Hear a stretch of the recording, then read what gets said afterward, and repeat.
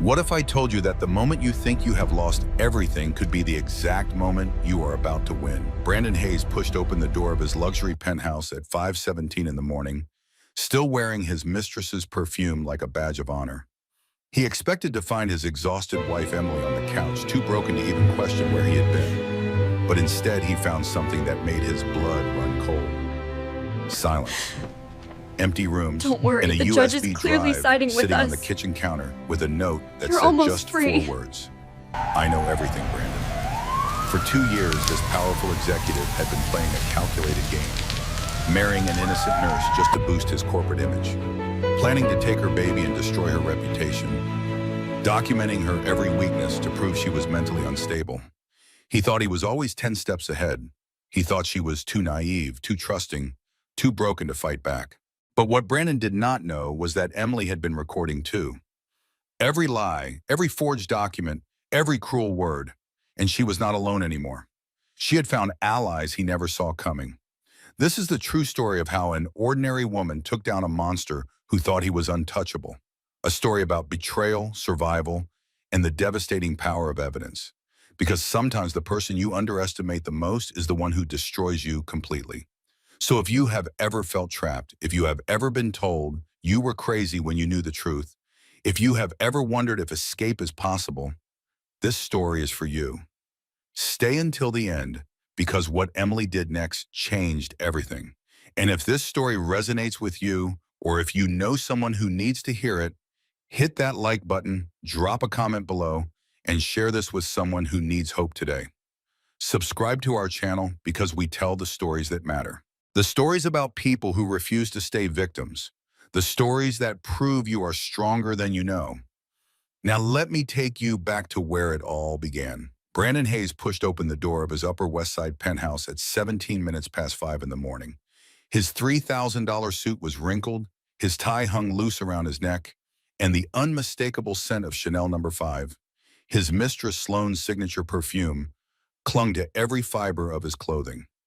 He expected the usual scene.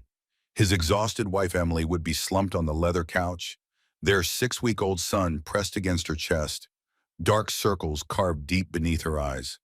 She would be too tired to question where he had been, too worn down to fight anymore. But the apartment was silent, not the peaceful silence of sleeping occupants. This was the hollow silence of abandonment. Brandon frowned, stepping deeper into the living room.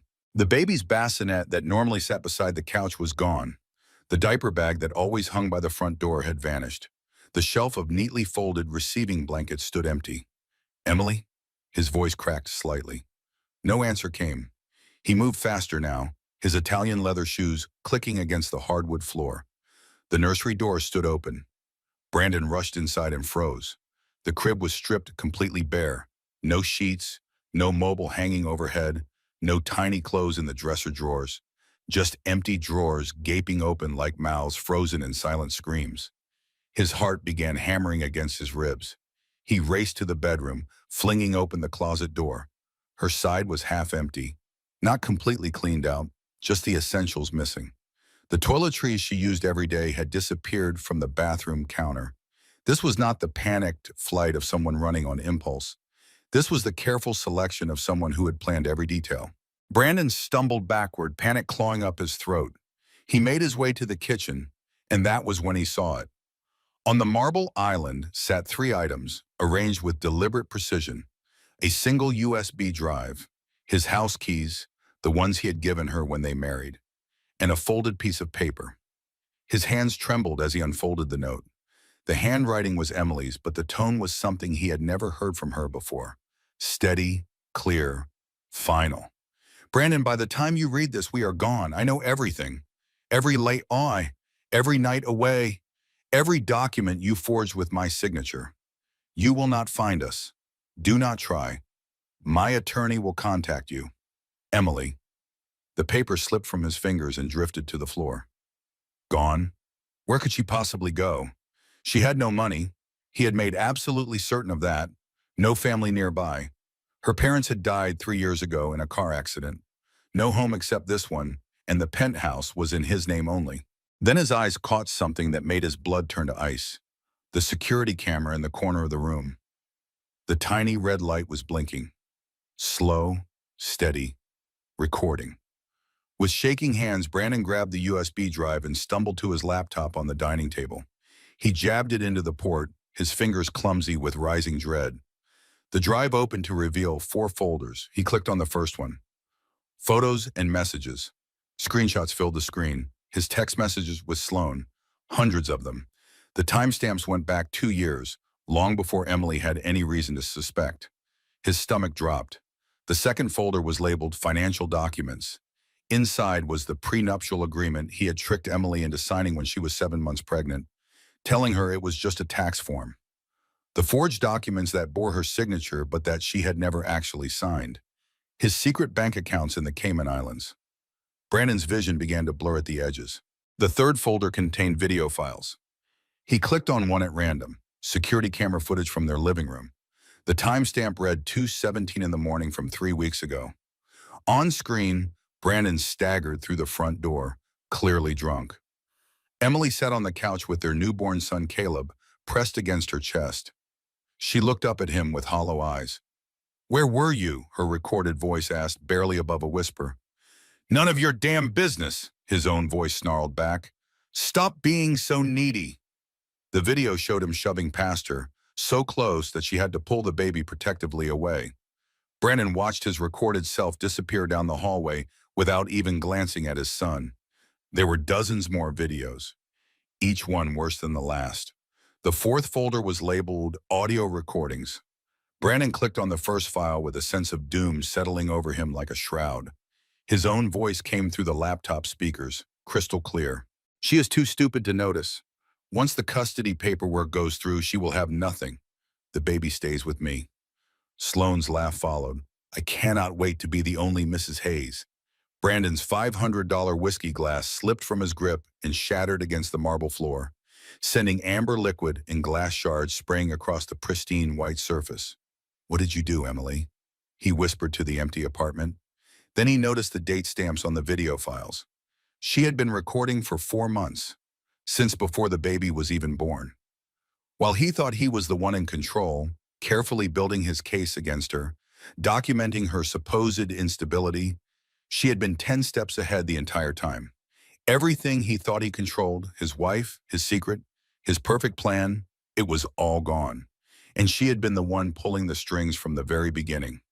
Brandon sank to his knees on the kitchen floor, surrounded by broken glass and broken plans. For the first time in his privileged, powerful life, he understood what it felt like to lose completely. The security camera's red light continued to blink in the corner, recording every moment of his destruction. 3 years earlier, none of this had seemed possible. Brandon Hayes had his life mapped out with the precision of a military campaign. At 34 years old, he was the vice president of acquisitions at Hayes Thornton Biotech, positioned perfectly for the $500 million initial public offering that would make him one of the wealthiest men in Manhattan. There was only one problem. The board of directors had made it painfully clear that his personal life was holding him back. "You are brilliant, Brandon," the chairman had told him over scotch at the Harvard Club. "But you come across as cold, unstable. We need to see you as a family man before we go public. The investors want stability. Get married. Soon." Brandon had been seeing Sloan Whitmore for 18 months by then. She was perfect in many ways. Beautiful, sophisticated, from the right family. But Sloan was also calculating and independent, the type of woman who would demand a prenuptial agreement in her own career. The type who would never play the supportive wife for the benefit of his corporate image. He needed someone different, someone manageable. That was when Emily Morgan had walked into his life. It was 2:37 in the morning on a Tuesday in March. Brandon had been rear-ended at a red light on his way home from a late dinner with Sloan. Nothing serious, just a cut on his forehead that needed stitches. The ambulance had brought him to Manhattan Presbyterian Hospital. The trauma nurse who treated him was exactly what he had been looking for, even if he had not realized it yet. Emily Morgan was 28 years old with kind eyes and gentle hands. She worked efficiently, cleaning his wound while making small talk to keep him calm.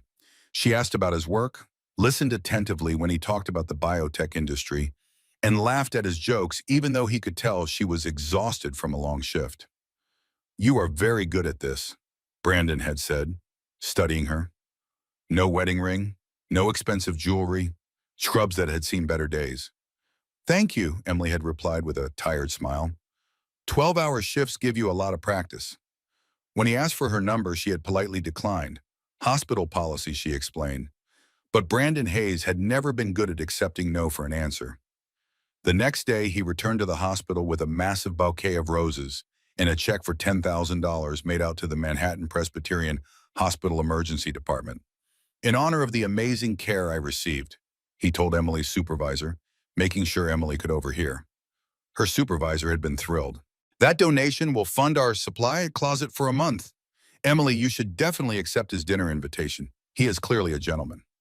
Emily had hesitated, but Brandon could see her resolve weakening. He pressed his advantage, suggesting a restaurant he knew would impress her, somewhere she could never afford on a nurse's salary. Their first date had been at Le Bernardin, overlooking Central Park.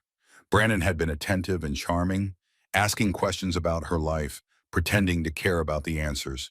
Emily had told him about growing up in a small Pennsylvania town, about losing both parents in a car accident 3 years earlier, about working double shifts to pay off her nursing school loans. Perfect, Brandon had thought. No family to interfere, no money of her own, alone in the world. She was exactly what he needed. He had moved quickly after that. Within 2 weeks, he told her he loved her. Emily had hesitated, clearly overwhelmed by the speed of everything, but she set it back. Within a month, he introduced her to his business partners at a company dinner, though notably, he never mentioned her to his mother or his sister. By the end of their second month together, Brandon took Emily to the Hamptons for a weekend getaway. They walked along the beach at sunset, and he dropped to one knee in the sand. Emily Morgan, he said, pulling out a ring he had bought that afternoon, nothing too expensive but impressive enough. Will you marry me? Emily had stared at the ring, tears filling her eyes. Brandon, this is so fast. Are you sure? I have never been more sure of anything, he lied smoothly. Why waste time when I know you are the one? She had said yes. They were married 3 months later at City Hall. Brandon had insisted on keeping it small. Let's not waste money on a big wedding, he told her. We can use that money for our future together. What he did not tell her was that a quiet City Hall wedding meant fewer witnesses. Fewer people who might later testify that they had seemed like a real couple in love. The warning signs had been there from the beginning, though Emily had been too trusting to see them. Brandon never introduced her to his mother.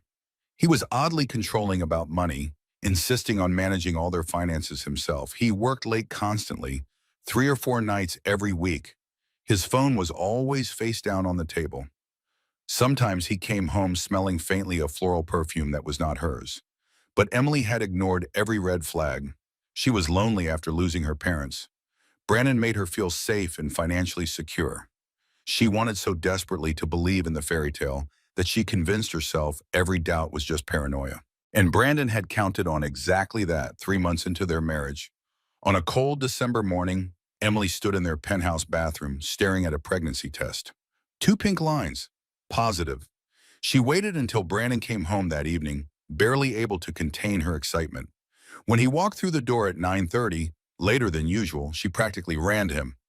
Brandon, I have something to tell you, she said, her voice trembling with joy. He looked up from his phone, distracted. What is it? I am pregnant. For just a fraction of a second, Brandon's face tightened in what looked almost like panic. Then he forced his features into a smile that did not quite reach his eyes. That is great, honey, he said, his voice carefully neutral. We will make it work. Make it work. Not I am thrilled or this is wonderful or any of the responses Emily had imagined. Just make it work, as if the baby was a problem to be managed rather than a blessing to celebrate. A cold knot formed in Emily's stomach, but she pushed it down. Pregnancy hormones, she told herself. She was being too sensitive. But over the following months, as Emily's belly grew, Brandon's behavior changed dramatically, and there was nothing hormonal about what she was seeing. In the first 2 months, Brandon suggested repeatedly that Emily should quit her job. Stress is not good for the baby, he said over breakfast one Saturday morning. I love my work, Emily protested, and we need my income. We do not need your income, Brandon replied, his voice tight. I make more than enough for both of us. When Emily refused, Brandon sulked for 3 days, barely speaking to her. By months 3 and 4 of her pregnancy, Brandon started working even later. Now it was 5 or 6 nights each week that he did not come home until 11 at night or midnight. Emily would sit at their dining table alone, one hand resting on her growing belly, feeling the baby kick while she ate dinner by herself. She tried calling him during those late nights. He rarely answered. When he did, his responses were clipped. "I am in a meeting. I cannot talk. This is important for my career, Emily. Can you please support me? I will be home when I am done. Stop checking up on me." The loneliness was crushing. Emily would lie in bed at night, feeling her baby move, wishing she had someone to share these moments with. The man who had promised to build a life with her was disappearing, one late night at a time. By months 5 and 6, Brandon stopped attending doctor appointments altogether. Emily went alone to hear the heartbeat, alone to see the ultrasound images of their son's tiny fingers and toes. When she tried to show Brandon the sonogram photos, he would glance at them for perhaps 2 seconds before his eyes drifted back to his phone. "That is nice, babe," he would say, his tone suggesting it was anything but nice. During months 7 and 8, the verbal abuse began in earnest. Emily was exhausted all the time now, her back aching, her feet swollen. Simple tasks like doing laundry or preparing dinner felt monumental. One evening, she started crying while trying to fold clothes, overwhelmed by exhaustion and hormones. Brandon walked through the living room and stopped, staring at her with undisguised contempt. "You are getting emotional about nothing," he said coldly. "I am just tired," Emily replied, wiping her eyes. "You are home all day. How tired can you possibly be?" "I am growing a human being, Brandon. Your son. Stop being so needy. I am building a future for us. Why cannot you support that?" Emily had started crying herself to sleep most nights by then. She called the hospital's mental health line one evening, asking if this level of sadness was normal pregnancy depression. The counselor had been gentle but firm. "What you are describing sounds less like depression and more like an unhealthy relationship dynamic. Do you feel safe at home?" Emily had hung up without answering. What Brandon did not tell his wife during those 8 months was that his carefully planned timeline had fallen apart. The initial public offering had been delayed. The board wanted more proof of stability. Brandon was stuck in a marriage he had only entered for business reasons. With a baby he had never wanted and no clear end date in sight, Sloane was growing impatient too. "When are you going to leave her?" she demanded during their Wednesday night meetings at her apartment.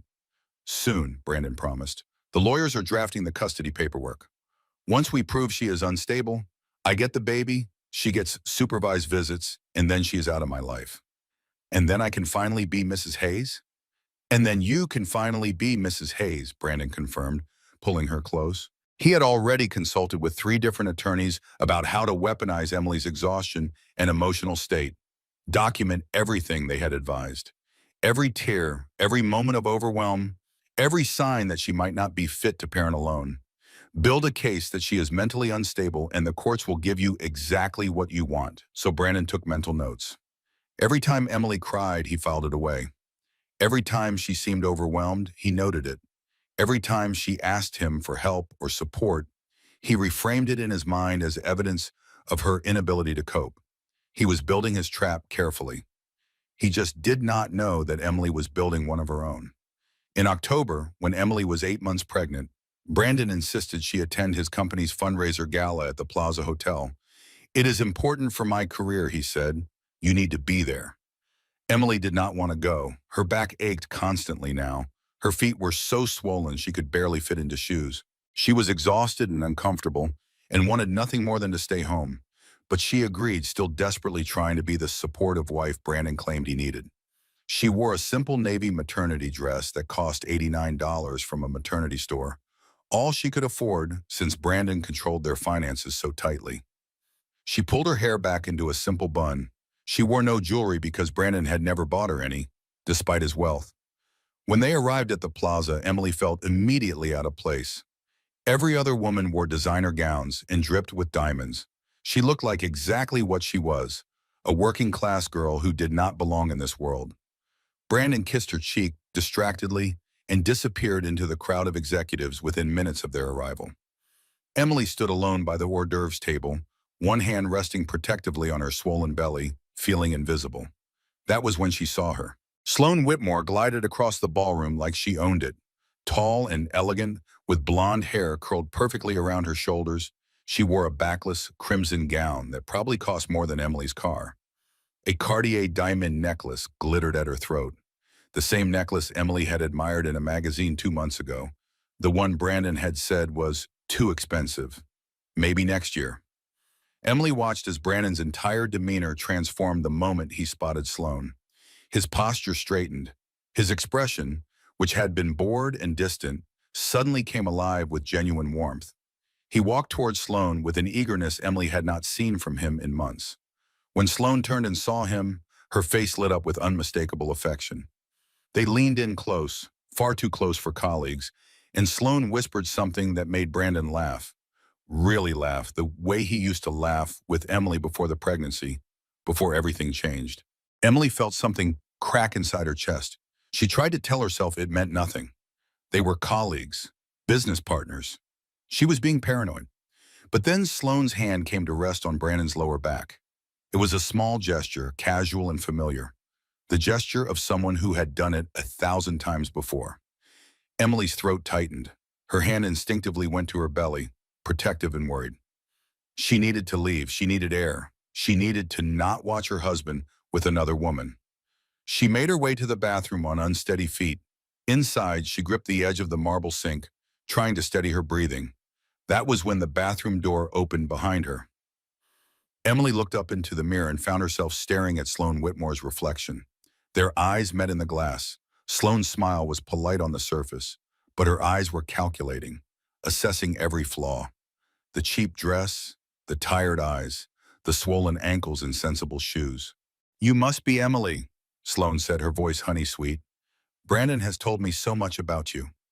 Emily forced herself to turn around to face this woman directly.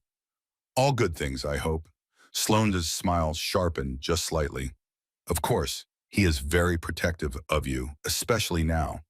Her gaze dropped deliberately to Emily's pregnant belly before rising back to her face.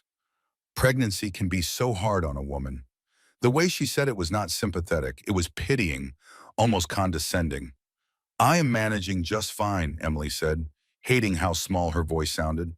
Sloane leaned against the counter, examining her perfectly manicured nails.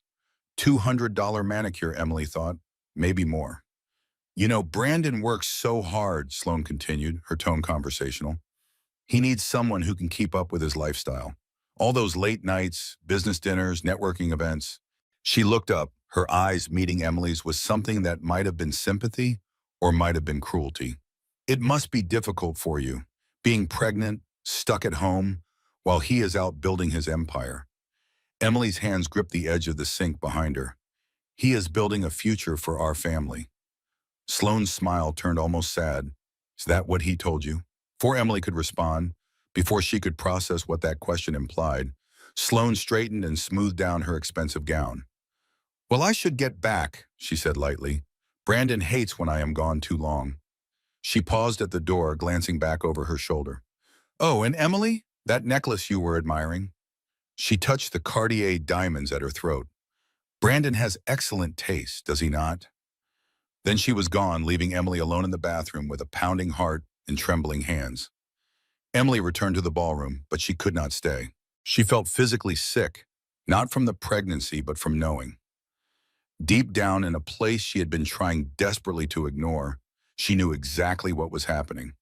She pulled out her phone and texted Brandon with shaking fingers. "Not feeling well. Going home." He did not respond. She called an Uber, not willing to wait for Brandon to finish whatever he was doing with Sloane.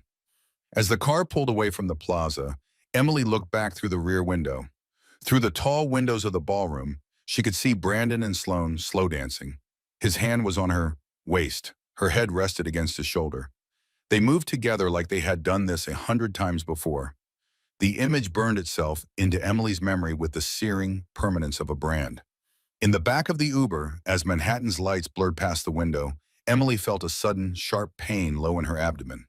She looked down. The seat beneath her was wet. Her water had broken. Emily called Brandon 14 times from the back of the Uber as the driver raced toward Manhattan Presbyterian Hospital. Every call went straight to voicemail. She tried the hospital paging system using the emergency contact number Brandon had provided. No response. By the time the Uber pulled up to the emergency entrance at 3:47 in the morning, Emily was crying from pain and fear, in the devastating loneliness of facing this moment completely alone. The nurses who rushed out with a wheelchair took one look at her face and understood this was about more than physical pain. "Where is your husband?" one of them asked gently as they wheeled Emily through the automatic doors. "He is not answering his phone," Emily managed through gritted teeth as another contraction hit. The nurses exchanged a look that Emily would remember forever. It was a look that said they had seen this before, seen husbands who did not show up, seen women giving birth alone. The baby was breech. Emily needed an emergency cesarean section. As the surgical team prepped her, as they placed the epidural needle in her spine, as they draped the blue surgical curtain across her chest, Emily kept asking the same question. Did anyone reach my husband? Is he coming? No one could give her an answer. Emily gave birth to her son at 4:52 in the morning, 6 pounds, 2 ounces, premature by 3 weeks. He needed oxygen immediately. The nurses whisked him away to the NICU before Emily could even hold him. She lay on the operating table, being stitched back together, tears sliding silently down her temples into her hair. Her son was fighting to breathe in another room. Her husband was somewhere in Manhattan not answering his phone. She had never felt more alone in her entire life. Brandon finally showed up at 11:30 in the morning, almost 7 hours after his son was born. His hair was messy, his suit was wrinkled. He smelled like perfume and alcohol and Sloan. Emily knew that smell by now. She had been smelling it on him for months, but never had it been so obvious, so undeniable, so cruel as it was in this moment. The first words out of Brandon's mouth were not, "Are you okay?" or "How is the baby?" They were, "Jesus, Emily, why did you not wait? You scared the hell out of me. I thought you could hold on until I got back from the meeting."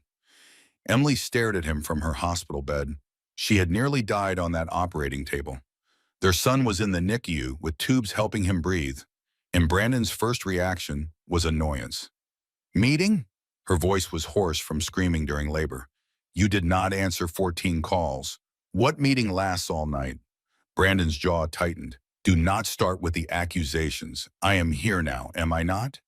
The nurse who had been checking Emily's vitals gave Brandon a look of pure disgust and left the room without a word. Emily closed her eyes. A single tear slid down her cheek. In that moment, lying in a hospital bed, her body torn apart from giving birth, her son fighting for his life down the hall, her husband smelling like another woman, Emily finally understood the truth she had been avoiding for months. She had not married a man who would grow to love her. She had married a monster. And now she was trapped with his child. Their son, Caleb, spent 3 weeks in the NICU. Emily was there every single day, from 8 in the morning until 8 at night. She sat beside his incubator, her hand pressed against the warm plastic, singing lullabies through tears. She pumped breast milk every 3 hours. She learned to change his tiny diaper around the feeding tubes. She memorized every beep of every monitor. Brandon visited twice during those 3 weeks. The first visit lasted 15 minutes. He took a photo of himself standing beside the incubator, posted it to Instagram with the caption, "Proud Dad, #blessed," and left. The second visit lasted 10 minutes. Caleb started crying, the high-pitched wail of a premature infant, and Brandon's face tightened with irritation. He never came back. The NICU nurses noticed. They whispered when they thought Emily could not hear them. One nurse, an older woman named Patricia with kind eyes and 20 years of experience, pulled Emily aside one afternoon. "Honey," Patricia said quietly, "I have been doing this for a long time. I have seen this situation before. You need to start documenting everything." Emily looked at her blankly. "Documenting what?" "Your husband's absence, his lack of support. If he is not here now when your baby needs him most, he will not be there later either. And when custody battles start, you will need proof." Emily had not understood then. She was too exhausted, too overwhelmed, too deep in survival mode to process what Patricia was really telling her. But that night, in a small notebook she kept in her purse, Emily started writing.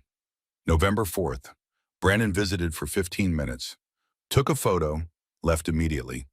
November 7th, Brandon did not come, said he had a work dinner. November 11th, asked Brandon to bring the breast pump from home. He forgot.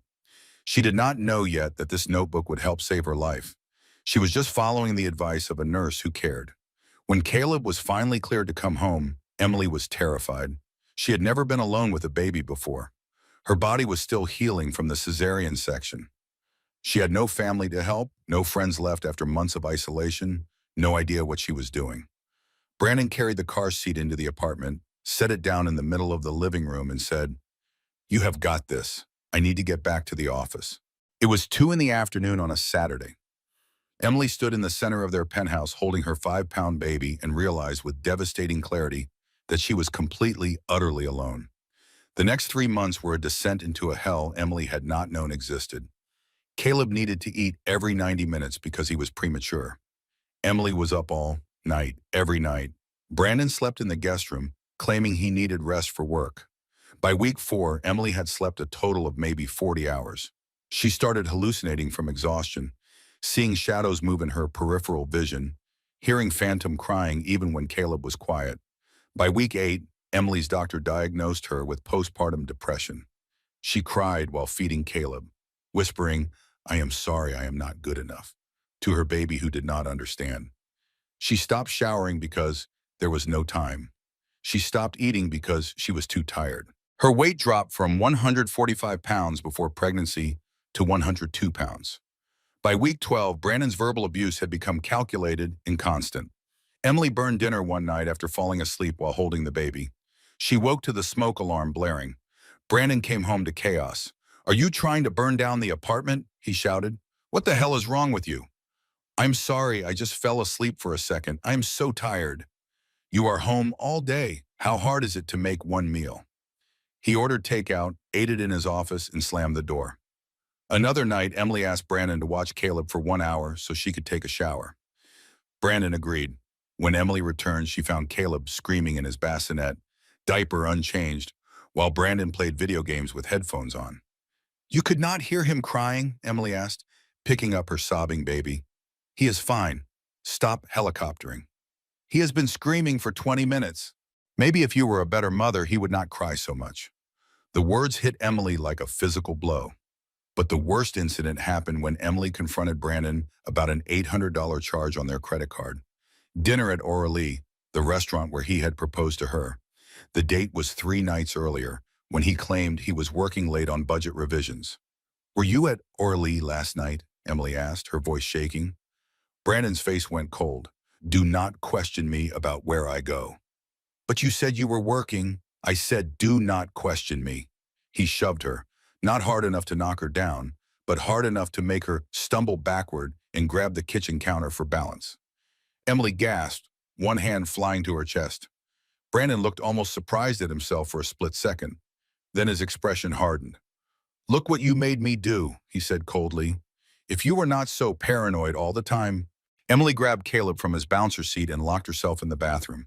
She sat on the floor, baby clutched to her chest, and sobbed as quietly as she could. Through the door, she could hear Brandon's voice, calm now, almost reasonable.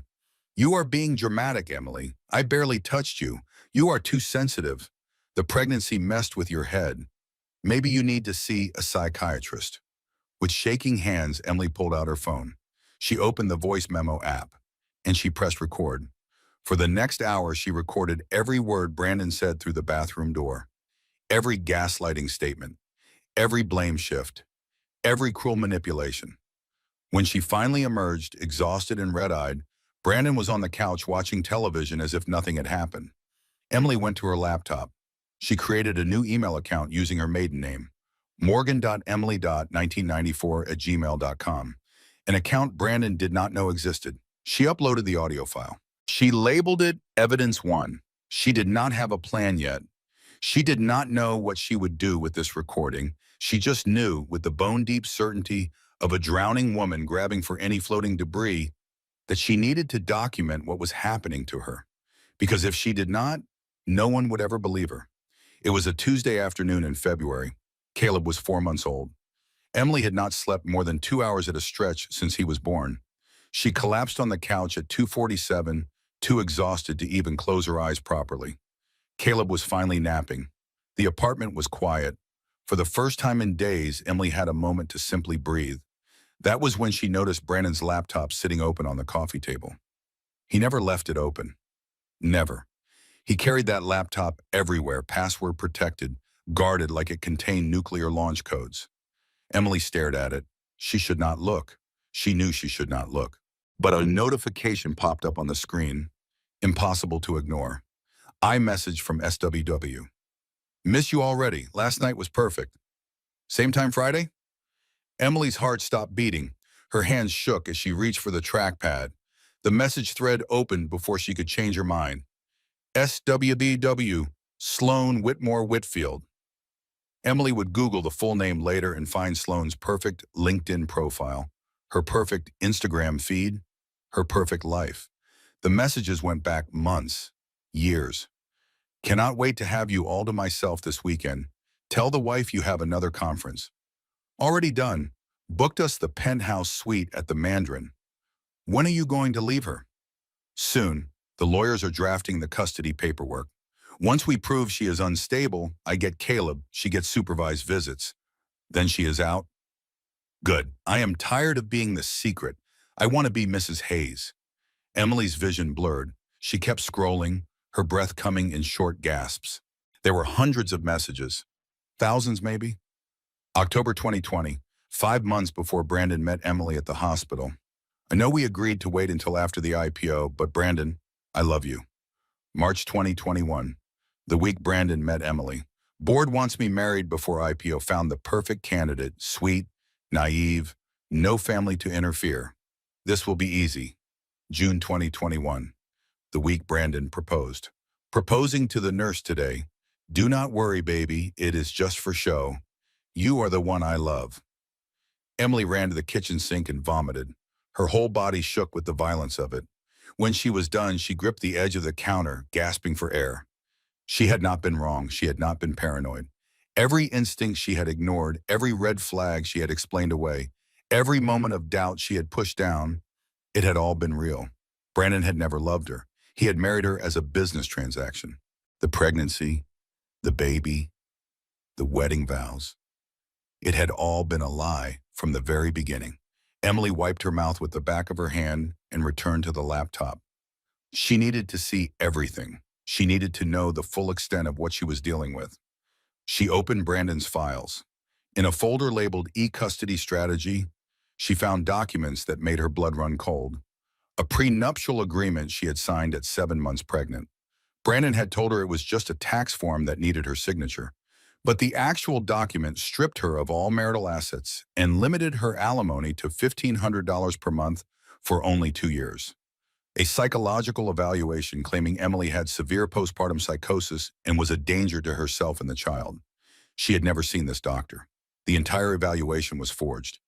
A draft custody petition seeking full legal and physical custody of Caleb, with Emily allowed only 4 hours per week of supervised visitation.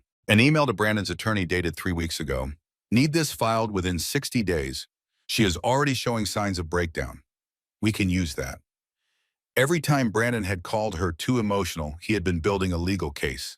Every time he had undermined her confidence, he had been creating evidence of her supposed instability. Every tear she had cried, every moment of overwhelm, every desperate plea for help, he had been cataloging it all to use against her. Emily sat on the floor of their living room, laptop open beside her, and had a full panic attack. She could not breathe. The room spun. Black spots appeared at the edges of her vision. She was trapped. No money, no family, no friends, no gym, no home that was legally hers. If she left, Brandon would claim she abandoned Caleb. If she stayed, Brandon would destroy her piece by piece until she really was as unstable as he claimed, and then he would take Caleb anyway. She was in checkmate, and she had not even realized she was playing a game. From the nursery, Caleb started crying. Emily crawled to his room on her hands and knees, picked him up, and whispered through her tears, "I am so sorry, baby. Mommy is trapped. I do not know how to save us." But then, through the fog of despair, a single thought crystallized. If Brandon had been documenting against her, she could document against him. Emily grabbed her phone. She opened the laptop camera and photographed everything, every message, every forged document, every piece of Brandon's plan to destroy her. She uploaded all of it to her secret email account, the one Brandon did not know existed. morgan.emily.1994@gmail.com. She did not have a plan yet, but now she had evidence, and evidence was power. That night, when Brandon came home at 11:30, Emily was feeding Caleb in the dimly lit nursery. Brandon glanced in, said nothing, and went straight to their bedroom. Emily watched him go, her face carefully blank. For the first time in months, she felt something other than despair. She felt rage, cold, clear, focusing. Brandon thought he was 10 steps ahead, but Emily had just learned the rules of the game he had been playing it all along, and she was going to beat him at it. 2 weeks later, Emily brought Caleb to Manhattan Presbyterian for his 5-month checkup. The pediatrician, Dr. Olivia Hart, was a woman in her mid-50s with warm brown eyes and a no-nonsense demeanor. Dr. Hart was going through the standard checkup routine when she paused, frowning slightly. She looked at Emily more carefully. "How are you doing, Emily?" Dr. Hart asked, her tone gentler than before. "Fine," Emily said automatically. "Just tired." Dr. Hart noted something on her chart. "You have lost more weight. You are down to 98 pounds. It is hard to find time to eat with the baby. And those dark circles under your eyes suggest you are not sleeping much. Caleb still wakes up every 2 hours." Dr. Hart set down her clipboard. She looked at Emily for a long moment, and Emily felt something crack under that steady, knowing gaze. "May I examine your arm, Emily?" Emily hesitated, then held out her right arm. There was a bruise, 4 days old, shaped like fingers. "How did this happen?" Dr. Hart asked quietly. "I bumped into the counter," Emily lied. Dr. Hart's expression did not change, but something in her eyes sharpened. She closed the exam room door and sat down across from Emily. "I need to ask you something, and I need you to be honest with me. Are you safe at home?" The question shattered every wall Emily had been building to hold herself together. She started crying. Not polite tears, ugly, desperate, soul-deep crying. "I do not know," Emily sobbed. "I do not think so. He pushed me once, but he said it was my fault, and maybe it was. Maybe I am too sensitive. Maybe I really am crazy, like he says." Dr. Hart took both of Emily's hands in hers. Firm, grounding. "Stop," she said. "Listen to me. You are not crazy. What you just described is called gaslighting. And the push? That is assault. It does not matter how hard it was. Putting hands on you in anger is abuse." Emily's whole body shook. "But I have no money, no family, nowhere to go." Dr. Hart stood and went to her desk. She pulled out a card and pressed it into Emily's palm. "Manhattan Women's Crisis Center, 24-hour hotline. Call them today. They have resources, emergency housing, legal aid." Then Dr. Hart opened her wallet and pulled out $300 in cash. "Take this. Hide it somewhere he will never look. This is your emergency fund." Emily tried to refuse, but Dr. Hart insisted. "20 years ago, I was you," Dr. Hart said quietly. "My ex-husband isolated me, controlled me, told me I was crazy. By the time I left, I had nothing. A stranger gave me $100, and that $100 saved my life. Let me be that person for you." Emily clutched the money, sobbing. "Thank you." Dr. Hart's voice dropped even lower. "But Emily, you need to be smart about this. Men like your husband do not let go easily. If you are going to leave, you need to plan. Document everything. And do not let him know you are planning until you are already gone." That night, while Brandon was supposedly working late, Emily called the crisis hotline from the bathroom with the shower running to mask her voice. A counselor named Sarah talked her through safety planning for 90 minutes. Open a secret bank account. Store important documents somewhere outside the home. Pack a go bag with essentials for her and the baby. Document every incident of abuse. And most importantly, install a hidden camera. Emily ordered a nanny cam from Amazon the next day. She had it shipped to Dr. Hart's office instead of the apartment. When it arrived, she hid it inside a picture frame in the living room, positioned to capture the couch and kitchen area. Within 1 week, she had footage of Brandon screaming at her for being lazy. Brandon telling Sloan on the phone that Emily would be out of the picture soon. Brandon going through Emily's purse while she was in the shower, clearly looking for evidence that she was planning to leave. The camera captured everything. 1 week after that, Emily was in the hospital cafeteria, forcing herself to eat lunch, when a man approached her table. "Emily Morgan?" he asked. Emily looked up, instantly wary. Tall, early 40s, kind eyes, slight limp, scar on his left temple. "I am sorry. Do I know you?" He sat down without waiting for permission, but his demeanor was not threatening. "We met 2 years ago. You probably do not remember. I was unconscious for most of it." Emily frowned, trying to place him. "March 2021, car accident, collapsed lung. You were my trauma nurse. You stayed with me for 6 hours during surgery prep, kept me awake, kept me breathing. Doctor said if you had not, I would have died." Emily's memory clicked into place. The accident, the man who kept trying to fall asleep, a sign of brain bleeding. She had held his hand and talked to him about anything and everything just to keep him conscious. "Adam Crawford," he said, extending his hand. "I am a family law attorney now, specializing in domestic violence cases." Emily's heart skipped. "Why are you telling me this?" Adam's expression turned serious. "2 days ago, I saw your husband at the courthouse. He was with his attorney filing preliminary custody paperwork. I overheard them discussing strategy, how to paint you as mentally unfit." The blood drained from Emily's face. Adam continued, "I looked up the case, saw your name. The woman who saved my life is now in danger, and I happen to have the exact skill set to help her." He slid his business card across the table. "I work pro bono for domestic violence survivors. You saved my life. Let me save yours." Emily stared at the card, her hands trembling. "I have evidence, messages, documents, recordings, but I do not know what to do with it." Adam's eyes lit up. "Then we start building your case, today." They met at a coffee shop far from the penthouse 2 days later. Emily showed Adam everything on her secret cloud account. Every message between Brandon and Sloan, every forged document, every video of abuse, every audio recording. Adam went through it meticulously, taking detailed notes. When he finished, he looked up at Emily with something that might have been admiration. "Emily, this is gold. With this evidence, we can not only get you custody, we can get him investigated for fraud and domestic violence. These forged documents are crimes." For the first time in months, Emily felt something other than fear. She felt hope. "But," Adam warned, "we have to move very carefully. If Brandon suspects you are preparing to leave, he will accelerate his timeline. We need to stay ahead of him." Together, they developed a detailed plan. Emily would continue documenting for at least 30 more days. She would open a separate bank account in her maiden name. She would slowly move small amounts of money, $50 to $100 at a time, from their grocery budget. Not enough for Brandon to notice.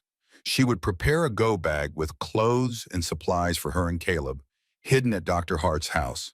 And most importantly, she would act completely normal. She could not let Brandon see any change in her behavior. "What if he finds out?" Emily asked, her voice shaking. Adam's expression was grim. "Then you call 911 immediately and get out. Because men like him, when they feel control slipping, they become dangerous." Over the next 6 weeks, Emily became a spy in her own home. She woke at 5 every morning before Brandon to check the hidden camera footage from overnight. She uploaded it to her cloud account and deleted it from the camera. She went back to bed before Brandon woke, so he never knew. During the day while Brandon was at work, Emily systematically photographed every financial document in his home office. Bank statements showing mysterious wire transfers, emails about the company's upcoming initial public offering, a second phone hidden in his desk drawer, the one he used to text Sloan. In the evenings, Emily pretended everything was fine. She made dinner. She smiled. She did not ask where Brandon had been. She played the role of the compliant wife. Brandon grew suspicious of her sudden cooperation. "Why are you being so nice?" he asked one night. Emily had practiced this response with Adam. "I talked to my doctor. She adjusted my medication. I am feeling better." Brandon seemed satisfied. He let his guard down. By mid-May, Emily had $2,400 saved in her secret account. She had 47 video recordings. She had over 200 screenshots of texts and emails. She had copies of all important documents. Caleb's birth certificate, social security card, medical records. She had a go-bag packed and hidden at Dr. Hart's house. She had arranged for a safe house in Oregon through the Crisis Center hotline. Adam had an ironclad custody petition ready to file the moment Emily was safe. Dr. Hart was on standby to provide testimony about the signs of abuse she had documented. Everything was perfect. On the night of May 28th, Emily put Caleb to bed and kissed his forehead. "Tomorrow, baby," she whispered. "Tomorrow we are free." She had a suitcase packed and hidden in the back of Caleb's closet. She had arranged for a car to pick her up at 7:15 in the morning.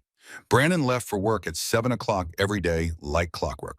She would have exactly 15 minutes. Emily went to sleep that night feeling, for the first time in forever, like she was going to win. She had no way of knowing that in 3 hours her entire plan would come crashing down. At 10:47 that night, Emily was checking her mental list one final time when she heard the apartment door slam open with explosive force. Brandon stormed in. Not quietly, not carefully, furious. Emily sat up in bed, her heart instantly hammering. "Brandon, what happened?" He was in the bedroom in 3 strides. His face was flushed red, veins bulging in his neck. He held his phone, screen facing her. On it, a notification from their joint bank account. "Transfer to Morgan.E.Savings, $100. Emily's blood turned to ice. "What?" Brandon said, his voice dangerously quiet. "Is Morgan E. Savings?" Emily's mind raced desperately. She had been so careful. Small amounts, always spread out, always labeled as groceries or pharmacy purchases. But she had not known that Brandon had set up mobile alerts for every transaction over $50. "I opened a savings account," Emily stammered. "For Caleb. For his future." "Do not lie to me." Brandon threw his phone at the wall. It hit with a sickening crack, the screen shattering. He advanced toward the bed. Emily scrambled backward. "You think I am stupid?" he spit out. "I checked the account history. 17 transfers in 6 weeks, $2,400 total." He leaned in close, his breath hot on her face. "You are planning something." "I am not." "Where is the money, Emily?" "It is savings for emergencies." Brandon's eyes narrowed to slits. Then he turned and started tearing apart the bedroom like a man possessed. He ripped open her dresser drawers, throwing clothes everywhere. He pulled books off the shelves, checking for hidden documents. He checked under the mattress. Then he went to the closet. Time seemed to slow down as Brandon pulled out the suitcase Emily had hidden in the back corner. He set it on the bed and opened it.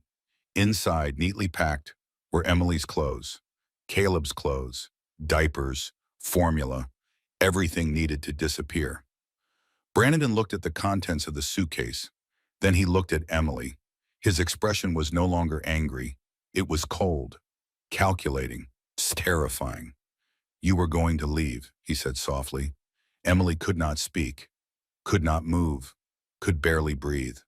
Brandon pulled out a second phone from his pocket, the one Emily had photographed but could never access. He dialed a number.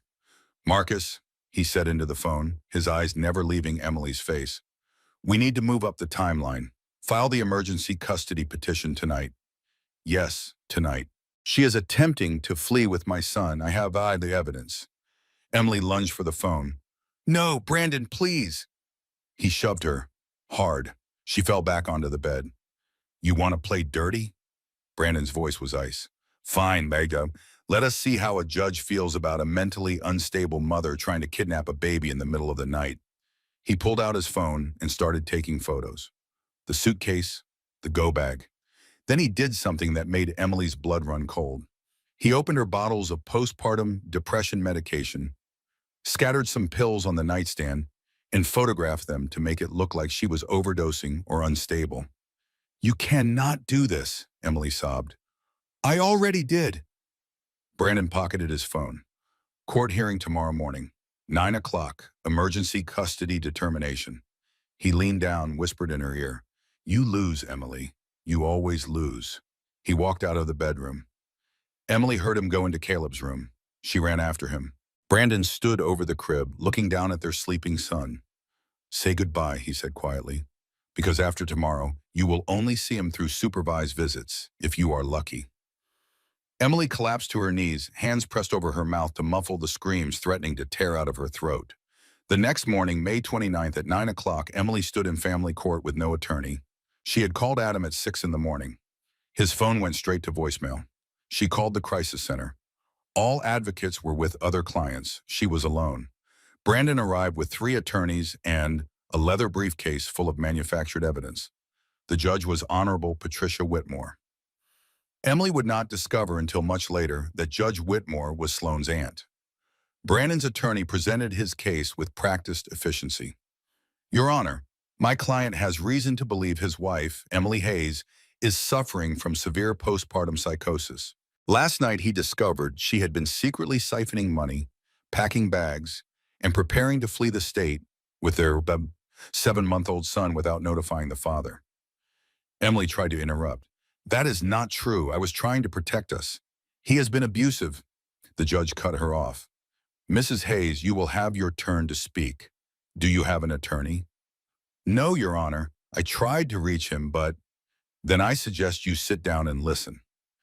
Brandon's attorney presented the photos of the packed suitcase, bank records showing Emily's secret account, a forged psychological evaluation from a doctor Emily had never met, testimony from a paid actor pretending to be a concerned neighbor who claimed to hear Emily screaming at the baby, photos of Emily's medication bottles arranged to suggest instability. When it was finally Emily's turn, she tried to explain. Her voice cracked. She was crying. She had no physical documents because everything was on her cloud account, and she had not thought to print it. He is lying. He has been cheating on me for years. He is planning to frame me. I have evidence. Do you have this evidence with you? The judge asked. No, it is online. I can show you us.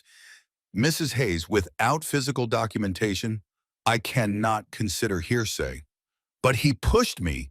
He has been emotionally abusing me for months. Brandon's attorney cut in smoothly. Your Honor, my client has never been charged with any crime.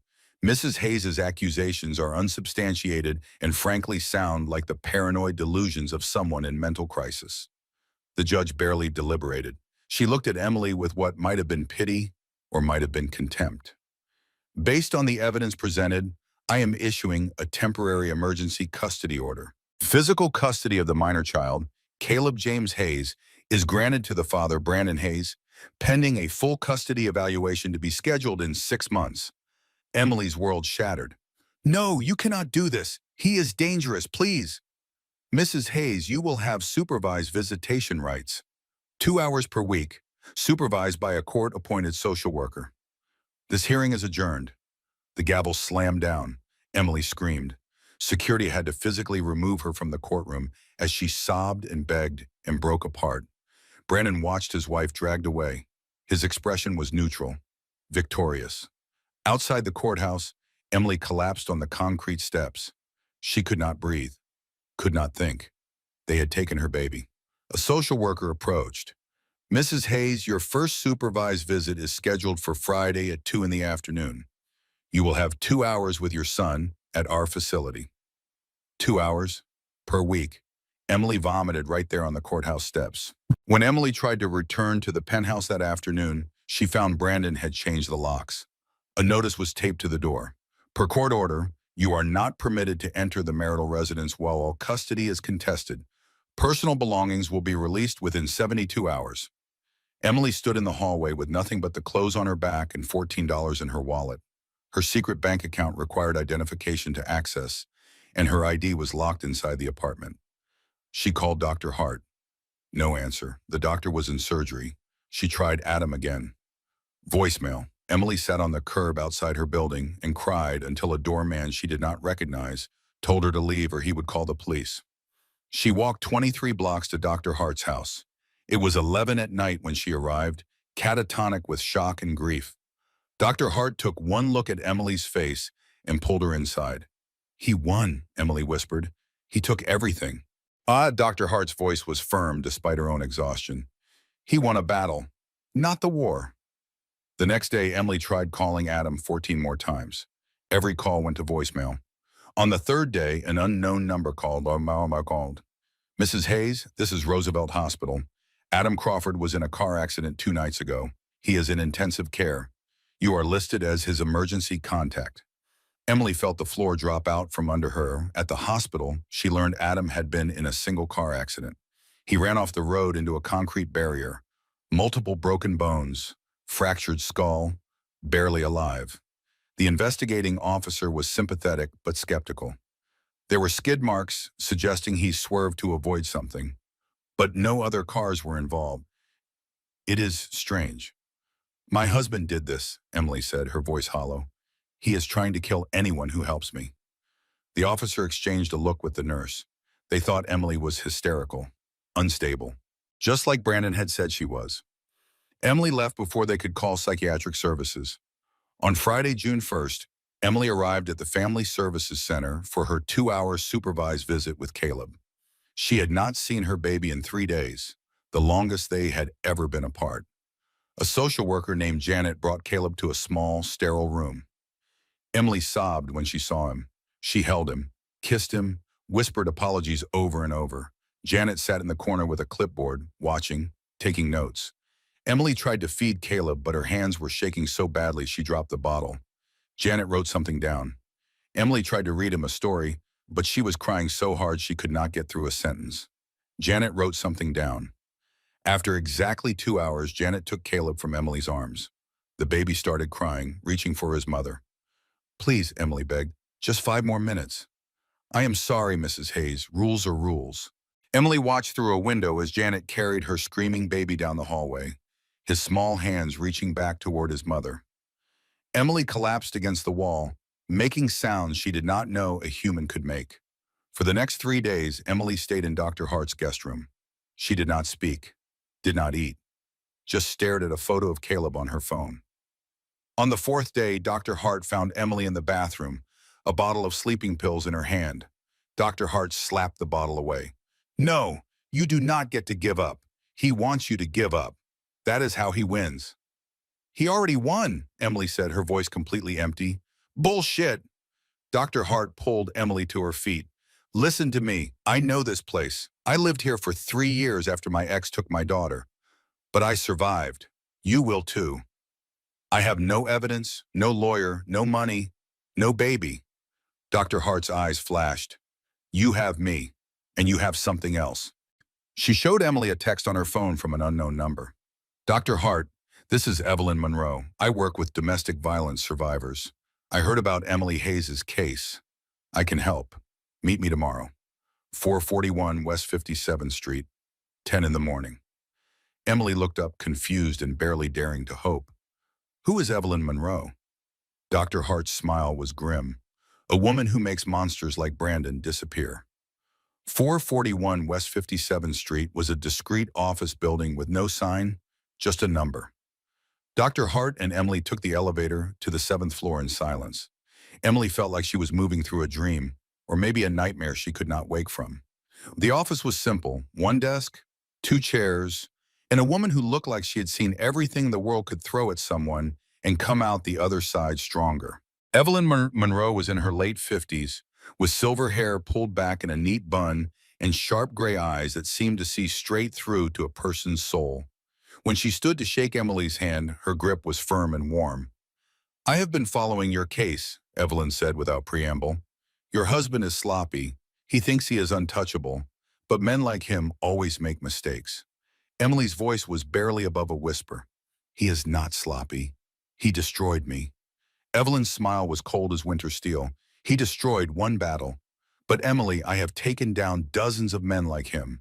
Abusers, manipulators, white-collar criminals who think they are above the law. She leaned forward, and I have never lost. Emily wanted desperately to believe her. I have no money to pay you. I do not want money, Evelyn said. I want justice, and I want to make sure Brandon Hayes never does this to another woman.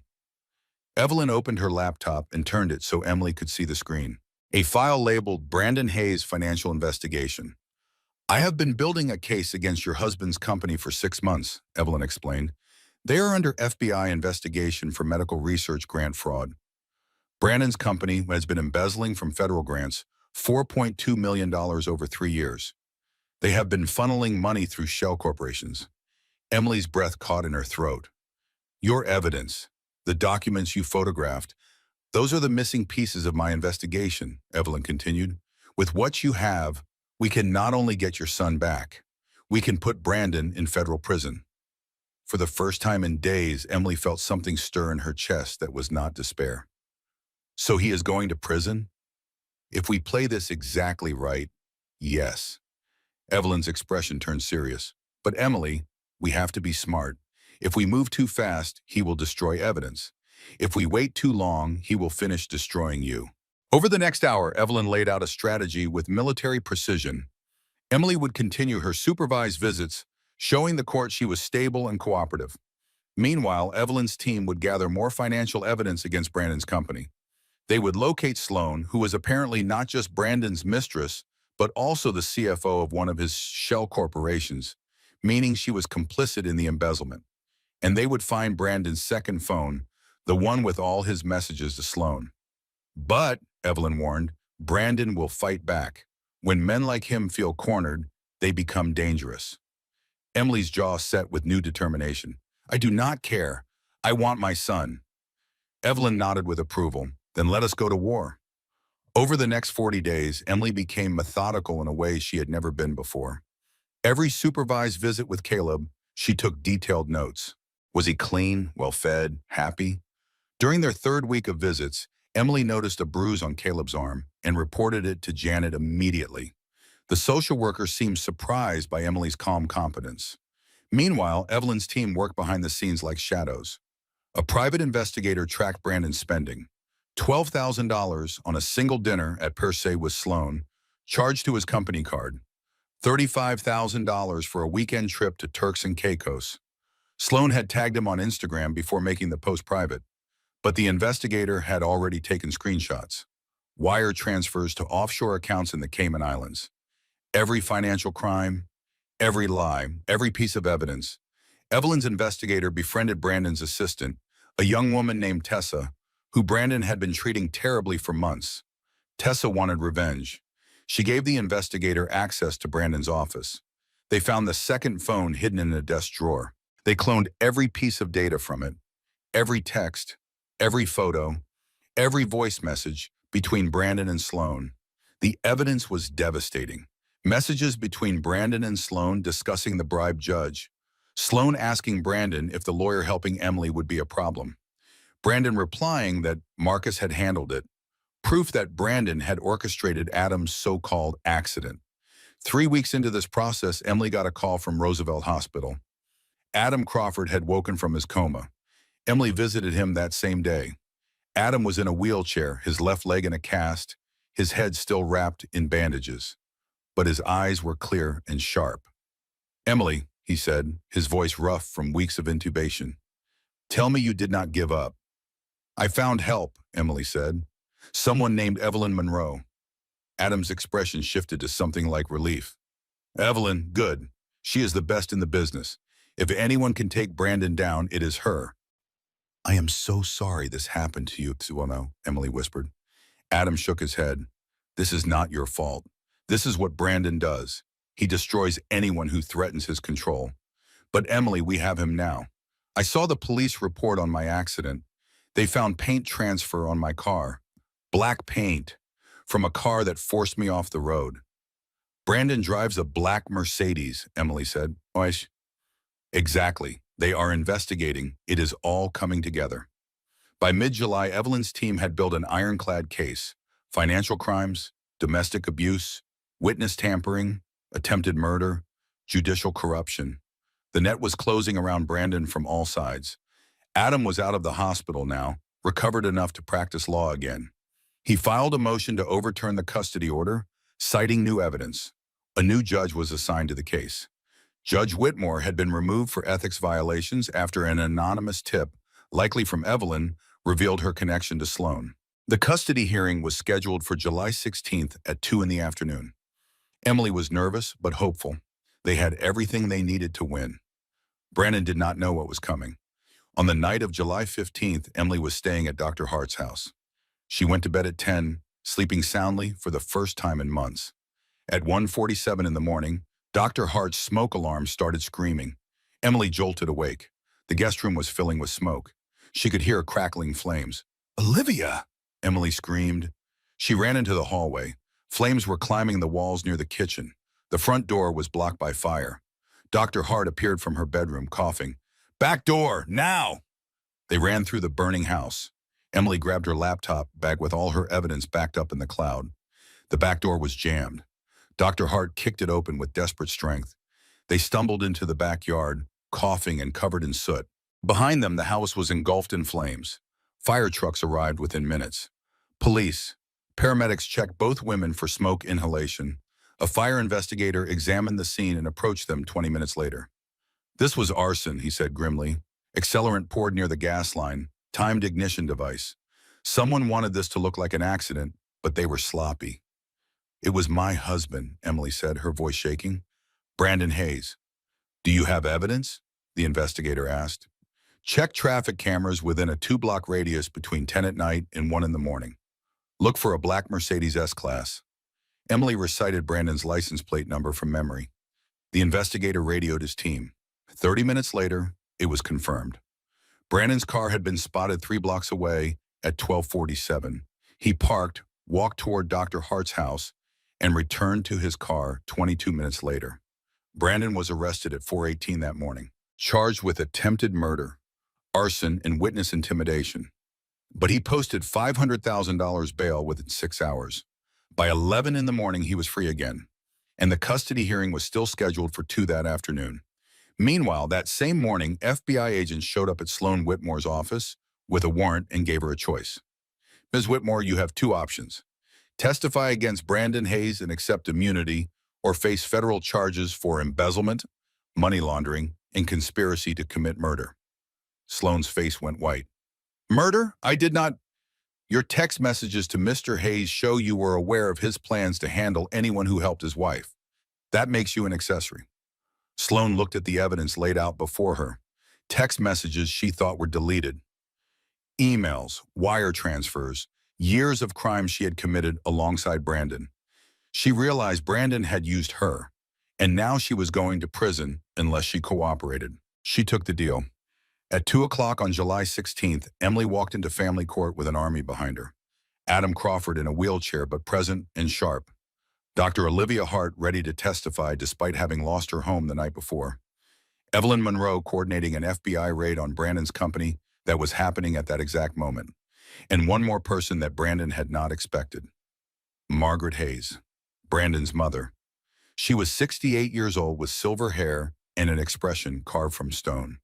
When Brandon saw her walk in behind Emily's legal team, his confidence visibly faltered for the first time.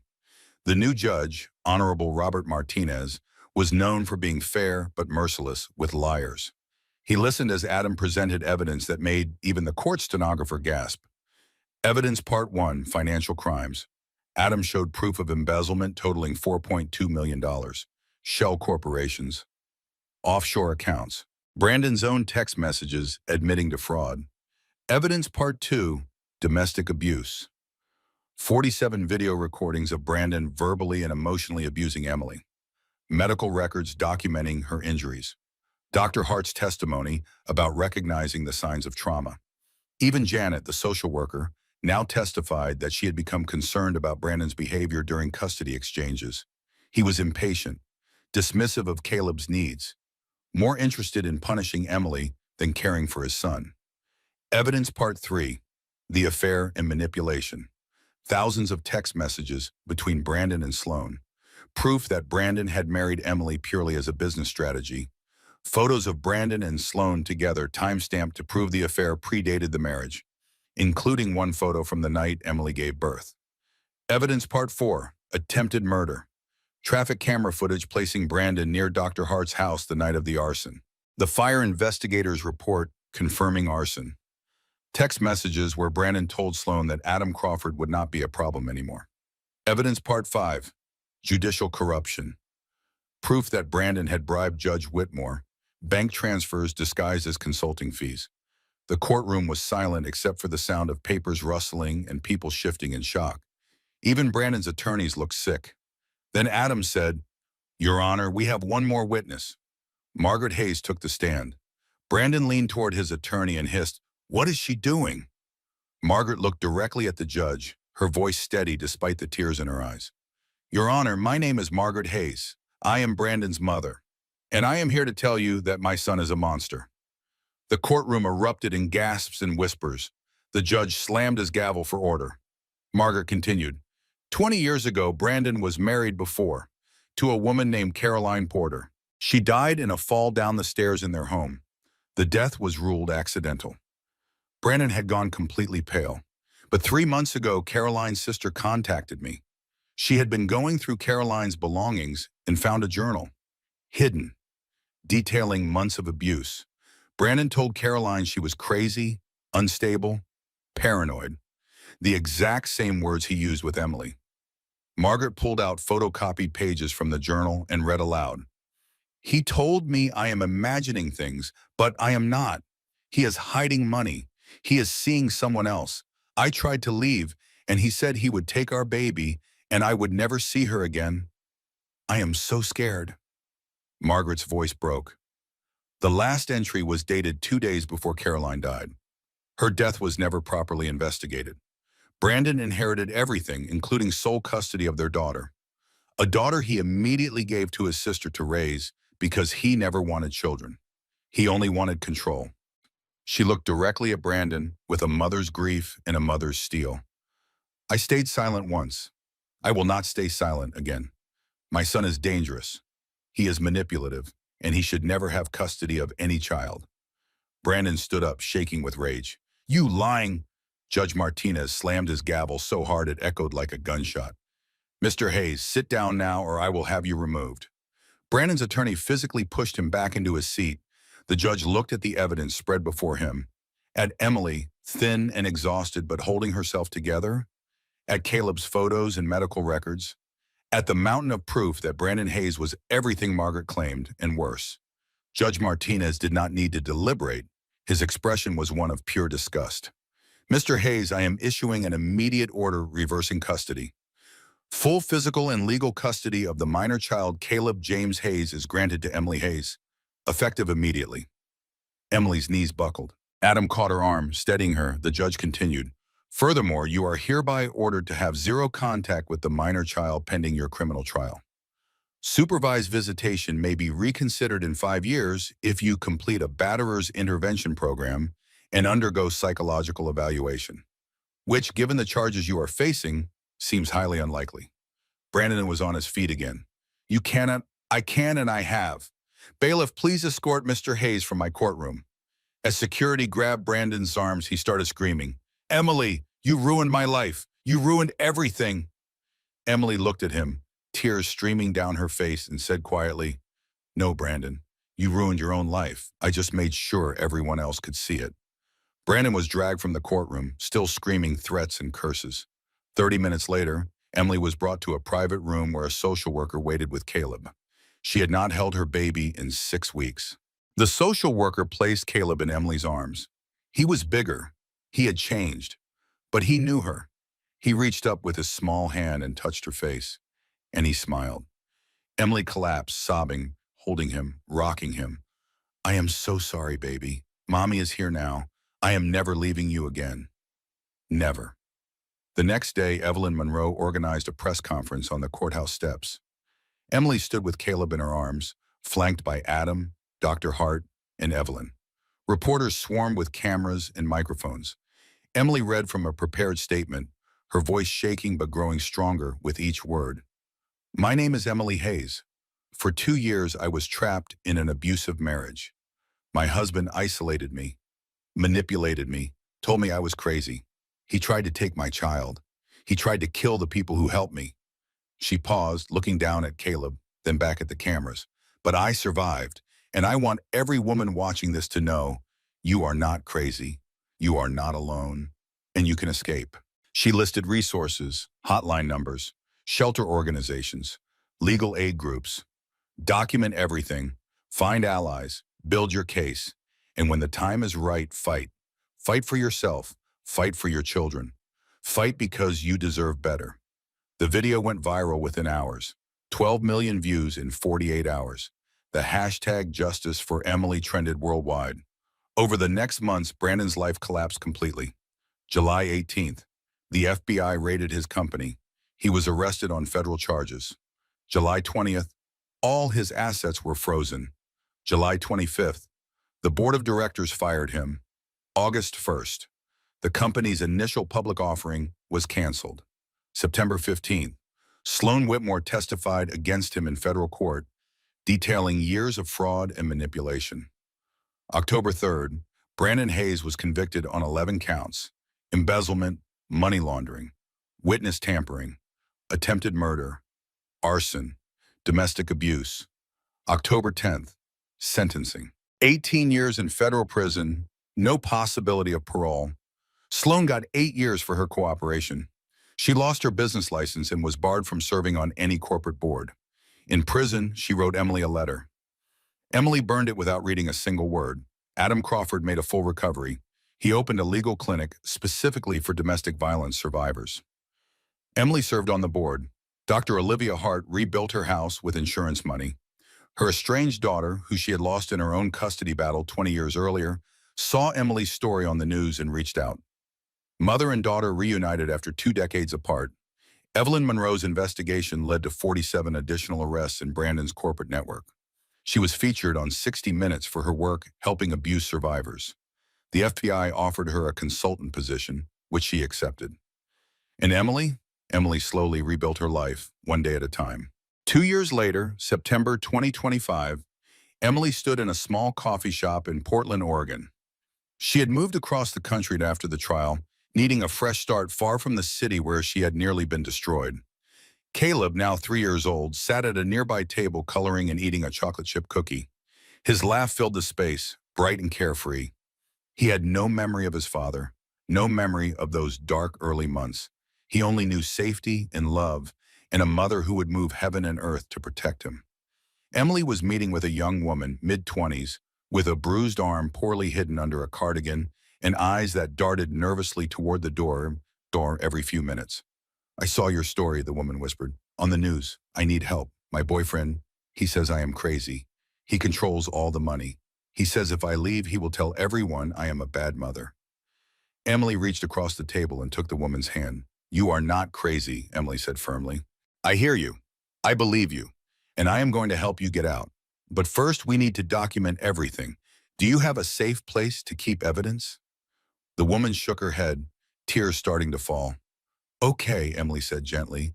"We will set up a secret email account. We will take photos. We will record conversations. We will build your case piece by piece until you are ready to leave." This was Emily's life now, her new career, her purpose. After the trial, Evelyn Monroe had offered Emily a position with her organization, full-time victim advocate. Emily helped women escape abusive relationships, navigate the legal system, rebuild their lives.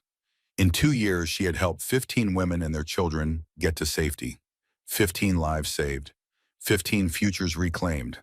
Sometimes the women won full custody like Emily had. Sometimes they had to settle for shared custody with supervised exchanges.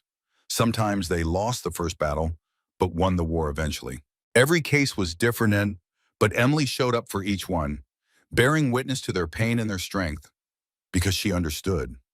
She had been there. She had survived, and she could help others do the same. Emily's personal life had slowly begun to heal too. She had bought a small house in a quiet Portland neighborhood, 2 bedrooms, a yard where Caleb could play, a garden where Emily planted tomatoes and basil and flowers that bloomed in the summer. She was in therapy, working through the trauma. She still had nightmares sometimes. She still flinched when someone raised their voice. She still had moments when she could not believe she had survived. But those moments were becoming less frequent. The nightmares were fading. The flinching was easing. She was healing.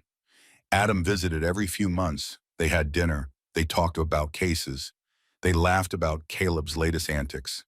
There was something between them, something that might become romantic someday. But for now, they were friends, and that was enough. Dr. Olivia called every Sunday. They talked about medicine and motherhood and survival. Olivia's relationship with her daughter was still healing, still rebuilding, but they were trying, and trying was everything. Evelyn checked in weekly. She was like a fierce, protective fairy godmother. She sent care packages for Caleb. She remembered Emily's birthday. She made sure Emily knew she was not alone. As for Brandon, he was in a federal prison in Pennsylvania. Emily had not thought about him in months. She did not check on his status. She did not wonder how he was doing. He was in the past, a chapter closed, a monster caged. That was all she needed to know. On this particular September afternoon, after Emily finished meeting with the young woman and giving her resources and hope, Emily collected Caleb from his table, covered in crayon drawings. "Ready to go to the park, baby?" Emily asked. "Yes, swings," Caleb shouted, bouncing with 3-year-old energy. They walked hand in hand to the nearby park. Caleb ran to the playground equipment, climbing and sliding and laughing. Emily sat on a bench watching him, her heart so full it almost hurt. Her phone buzzed with a text from Adam. "Just won the Rodriguez case. Full custody to mom. Abuser gets supervised visits only. Another win." Emily texted back, "That is 23 wins this year. We are getting good at this." Adam replied, "We did not do anything. They saved themselves. We just showed them how." Emily looked up at Caleb. He was at the top of the slide, waving enthusiastically. "Mommy, watch me." Emily waved back, smiling. "I am watching, baby. You are so brave." Caleb went down the slide, laughing the whole way. At the bottom, he jumped up and ran back to do it again. Emily felt a wave of pure gratitude wash over her. Gratitude for Dr. Hart, who saw the signs. For Adam, who offered help. For Evelyn, who fought beside her. For every person who had believed her when Brandon tried to make the world think she was crazy. But mostly, Emily felt gratitude for herself. For the woman she had been, who refused to give up even when everything seemed hopeless. For the mother who had fought like hell to save her son. For the survivor who had looked at a monster and said no more. She had paid a terrible price for her freedom. 2 years of abuse, months of terror, the trauma that would follow her for the rest of her life. But she had also gained something precious. The knowledge that she was stronger than she ever knew. That she could survive anything. That she could help others to survive too. People sometimes asked Emily if she regretted marrying Brandon. If she regretted the pain and the fear and the fight. And Emily always gave them the same answer. "How could I regret the journey that gave me him?" She would look at Caleb, at his bright eyes and easy smile. "Yes, I paid a terrible price, but I would pay it again. Because my son is safe, I am free. And that monster is in a cage where he belongs." That was not a happy ending, Emily would explain. It was not a sad ending either. It was just the truth. And the truth was this. She still had nightmares about Brandon finding her. She still had days when the trauma felt like it would swallow her whole. She still sometimes wondered if she would ever fully heal. But she was trying. She was building a life. She was helping others. She was raising her son to be kind and strong and to never, ever accept cruelty as love. That was not a fairy tale ending. That was real life. Messy and painful and complicated. And it was worth fighting for. As the sun started to set over Portland, painting the sky in shades of orange and pink, Emily called to Caleb. "Time to go home, baby. We need to make dinner." Caleb ran over and threw his arms around her legs. "Love you, Mommy." Emily picked him up, holding him close. "I love you too, sweetheart. More than anything in the world." They walked home together through the quiet streets of their safe neighborhood.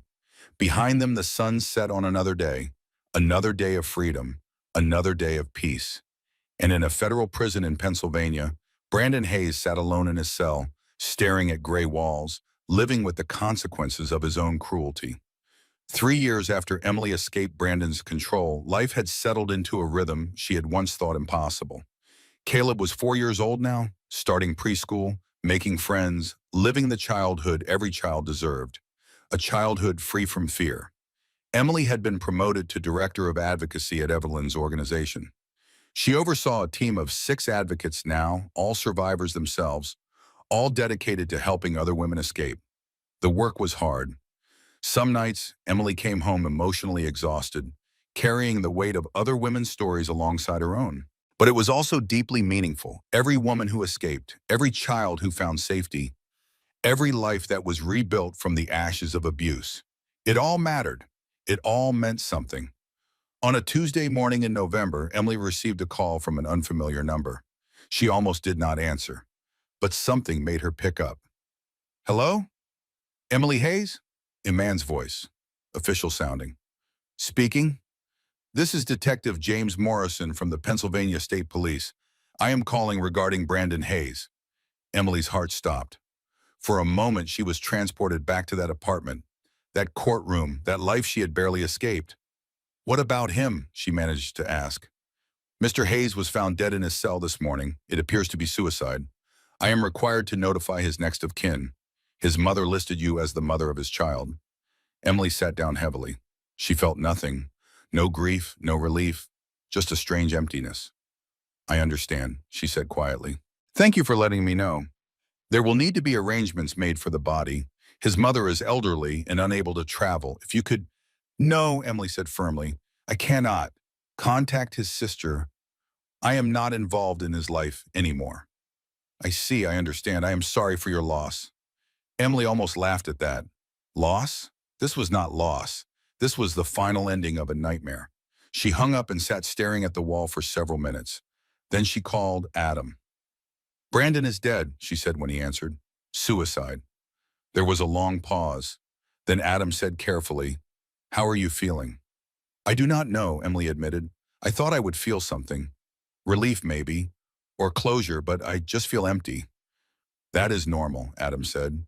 "He was the father of your child. Even if he was a monster, that still means something complicated." "Should I tell Caleb?" Emily asked. "Maybe someday," Adam said, "when he is old enough to understand. But not now, he is 4. He does not need to carry this." Emily agreed. Caleb did not need to know about his father. Not yet. Maybe not ever. Some truths could wait. She did not go to any funeral. She did not claim the body. Brandon's sister handled everything, and Emily never asked for details. In the following weeks, Emily waited for some kind of emotional reaction, but it never came. She had already grieved the loss of the man she thought Brandon was, the man who had courted her with flowers and promises. That man had never existed. So there was nothing left to mourn.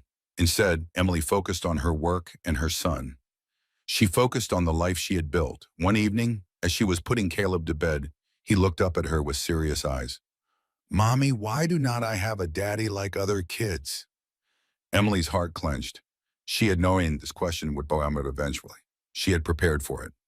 "Some families have a mommy and a daddy," Emily said gently. "Some have just a mommy. Some have just a daddy. Some have 2 mommies or 2 daddies. Families come in all different shapes. Our family is just you and me, and that is perfect." "But did I used to have a daddy?" Caleb persisted with the relentless logic of a 4-year-old. Emily took a breath. "You did, but he was not a good person. He was not safe. So it is just you and me now. And I promise you, baby, I love you enough for a whole army of parents." Caleb seemed satisfied with that answer. He snuggled into his pillow. "I love you too, Mommy. You are the best." Emily kissed his forehead and turned on his nightlight. As she left the room, she felt the weight of that conversation settle over her. Someday Caleb would have more questions. Someday she would have to tell him the full truth about his father. But not today. Today he was still young and innocent, and Emily would protect that innocence for as long as she possibly could. That night, unable to sleep, Emily sat on her back porch with a cup of tea and looked up at the stars. She thought about the woman she had been 5 years ago, the lonely nurse who had believed in fairy tales, who had ignored red flags because she wanted so desperately to not be alone. She thought about the woman she had become during her marriage, exhausted, manipulated, gaslit into believing she was crazy. And she thought about the woman she was now, strong, clear-eyed, healed enough to help others heal. It had been a long journey, and it was not over. Healing was not a destination. It was a process that continued every single day. But Emily was proud of herself, proud of fighting, proud of surviving, proud of building a life worth living. Her phone buzzed, a text from one of her clients, a woman named Sarah who Emily had been working with for 3 months. "I did it. I left. I am at the shelter. Thank you for believing in me." Emily smiled through sudden tears. Another woman free, another life saved. She texted back, "You did this. You are brave. You are strong. Call me tomorrow and we will plan next steps." This was why she did the work. This was why it all mattered. Not just her own survival, but helping others survive too. Emily thought about everything she had learned in the past 5 years, about red flags and gaslighting, about documentation and evidence, about the importance of allies and community, about the strength it took to leave and the courage it took to rebuild. And she thought about what she would tell her younger self if she could go back in time. Trust your instincts. Document everything. Find allies. Build your evidence. And when the time is right, fight like your life depends on it, because it does. She would also tell herself this. You will survive. It will be hard. It will be painful. There will be days when you do not think you can go on. But you will. You will survive. You will rebuild. You will help others. You will create something beautiful from the ashes of something terrible, and your son will grow up safe and loved and happy. That is all that matters. Emily finished her tea and went back inside. She checked on Caleb one more time. He was sleeping peacefully, his little chest rising and falling, his face relaxed and content. This was everything. This moment, this peace, this safety. Everything she had fought for, everything she had survived, and it was worth it. Every single moment of pain had been worth it for this. 5 years after Emily left Brandon, she stood at a podium in front of 200 domestic violence advocates at a national conference in Washington, D.C. Her palms were sweaty. Public speaking still made her nervous, even after doing it dozens of times. But this story needed to be told. And Emily had learned that her voice mattered. My name is Emily Hayes, she began, and 9 years ago, I met a man who nearly destroyed me. The room was silent. 200 people leaned forward, listening. Emily told her story.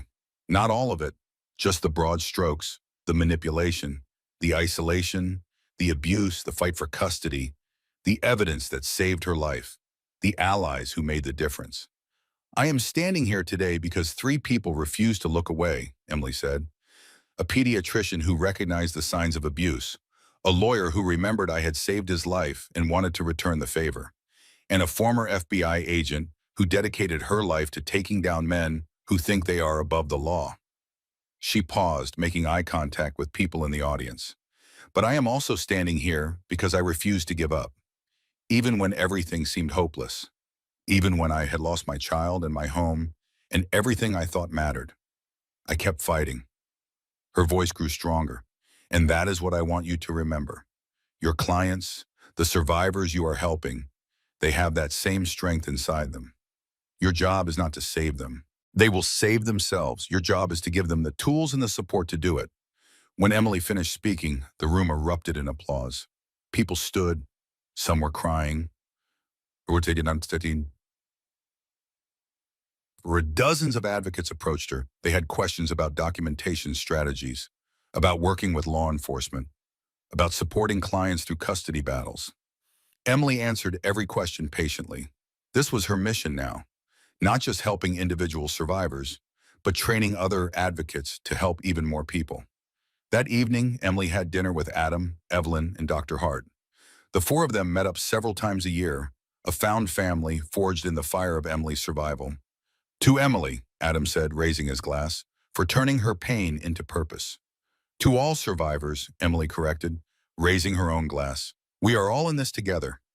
They clinked glasses and talked late into the night about cases and victories and the work still to be done. The next morning, Emily flew back to Portland. Caleb, now 6 years old, was staying with Emily's neighbor, a retired teacher who loved babysitting him. When Emily walked through her front door, Caleb launched himself at her. Mommy, you are home! Emily scooped him up, even though he was getting too big for this. I missed you, baby. Did you have fun with Mrs. Patterson? Yes, we made cookies, and I drew you a picture. Caleb showed her the crayon drawing of 2 stick figures holding hands under a rainbow. This is you and me, he explained.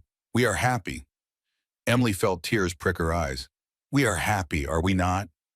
The happiest, Caleb confirmed with absolute certainty. That night, after Caleb was asleep, Emily sat at her kitchen table with a cup of tea and her laptop. She had been working on something for months now. A book, her story, but also a guidebook for other survivors. How to recognize abuse, how to document safely, how to build a case, how to leave, how to survive, how to rebuild. She wanted to put everything she had learned into a resource that would help people she would never meet, people who were where she had been, trapped, scared, believing they were crazy. Emily opened her laptop and read through what she had written so far. Chapter titles jumped out at her. Chapter 1, Recognizing the Red Flags I Missed. Chapter 2, When Love Becomes Control. Chapter 3, The Gaslighting Toolkit. Chapter 4, Documenting Abuse Safely. Chapter 5, Building Your Case. Chapter 6, Finding Allies in Dark Places. Chapter 7, The Day You Leave. Chapter 8, Surviving the Custody Battle. Chapter 9, Rebuilding from Nothing. Chapter 10, From Victim to Survivor to Advocate. She still had so much to write, but it was coming together. Her literary agent thought she could sell it to a major publisher. The book could reach thousands, maybe hundreds of thousands of people. The thought was both terrifying and exhilarating. Emily added a few more paragraphs to Chapter 9 and then closed the laptop. It was late. She was tired. But it was a good tired, the tired that came from meaningful work. She went to check on Caleb one last time before bed. He was sprawled across his twin bed, one arm hanging off the side, his favorite stuffed dinosaur clutched in the other hand. He looked so peaceful, so safe. Emily stood in the doorway for a long moment, just watching him breathe. This was what she had fought for. This moment right here. Her son sleeping safely in a home filled with love instead of fear. As Emily got ready for bed, she caught sight of herself in the bathroom mirror. She looked different from the woman she had been 9 years ago. Older, yes, but also stronger. The lines around her eyes were not just from stress now, they were also from laughter, from smiling, from living. She had survived Brandon Hayes. She had beaten him at his own game. And she had built something beautiful from the wreckage he left behind. That was her legacy, not the pain she had endured, but what she had created in spite of it. A son who knew only love, a career helping others, a life worth living. Emily turned off the bathroom light and climbed into bed. Tomorrow she had 3 client meetings, a conference call with Evelyn about a potential new program, a therapy appointment, pickup from school for Caleb, soccer practice, dinner, bedtime stories, the beautiful mundane routine of a normal life, a life she had fought like hell to create. Emily closed her eyes and fell asleep quickly, dreamlessly. The nightmares that used to plague her had faded to occasional shadows. She was healing. Every day, a little bit more. And somewhere in federal prison records, marked with a death certificate, Brandon Hayes existed only as a cautionary tale, a reminder that cruelty might win battles, but it never wins the war.